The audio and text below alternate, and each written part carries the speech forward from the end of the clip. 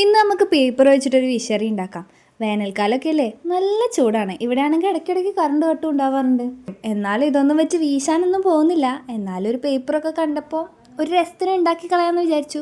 Actually ഞാൻ വേറൊരു സംഭവം കണ്ട് ഇൻസ്പയർഡ് ആയിട്ടാണ് ഇത് ഉണ്ടാക്കാൻ വേണ്ടി തുടങ്ങിയത്. പക്ഷേ ഉണ്ടാക്കി ഒരു പകുതി എത്തി കഴിഞ്ഞപ്പോൾ എനിക്ക് മനസ്സിലായി എവിടെയോ പണി പാളിപ്പോയിട്ടുണ്ട്. ഞാൻ എടുത്ത പേപ്പറിൻ്റെ കട്ടി കുറവുകൊണ്ടാണോ എന്താണെന്ന് എനിക്ക് മനസ്സിലായില്ല ഫസ്റ്റ്. പക്ഷേ സംഭവം പാളിപ്പോയി.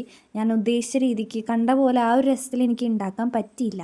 എന്തായാലും നമ്മൾ വെറുതെ വിടാൻ പോകുന്നില്ല. ഞാനത് ഒന്നുകൂടി ട്രൈ ചെയ്തിട്ട് ഓക്കെ ആക്കിയതിന് ശേഷം ഞാൻ വീഡിയോ പോസ്റ്റ് ചെയ്യുന്നതായിരിക്കും.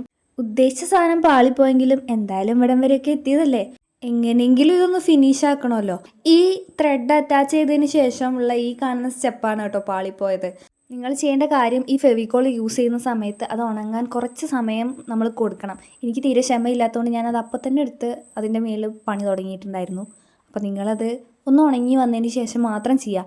ഈ ത്രെഡ് അറ്റാച്ച് ചെയ്തതിന് ശേഷമുള്ള സ്റ്റെപ്സൊന്നും നിങ്ങൾ ചെയ്യേണ്ട കേട്ടോ. അതാണ് എനിക്ക് പാളിപ്പോയത്. അതിന് മുന്നേ വരെയുള്ള കാര്യങ്ങൾ ചെയ്യുക. എന്നിട്ട് ഇതിൻ്റെ രണ്ട് സൈഡും ഒന്ന് പശ തേച്ചിട്ട് ഇതേപോലെ ഒന്ന് അറ്റാച്ച് ചെയ്ത് കൊടുക്കുക. എന്നിട്ട് നല്ല രീതിക്ക് ഉണങ്ങാൻ വെക്കണം. ഇല്ലയെന്നുണ്ടെങ്കിൽ അത് പെട്ടെന്ന് തന്നെ നാശമായി പോകും. എൻ്റെ ത്രെഡൊക്കെ വെച്ച് നാശാക്കിയതുകൊണ്ട് ഓൾറെഡി ആ ഭാഗം കീറിയിട്ടുണ്ടായിരുന്നു. അതുകൊണ്ട് നല്ല ടൈറ്റ് ആയിട്ടായിരുന്നു എനിക്ക് വലിച്ചൊട്ടിക്കാൻ നല്ല പാടായിരുന്നു.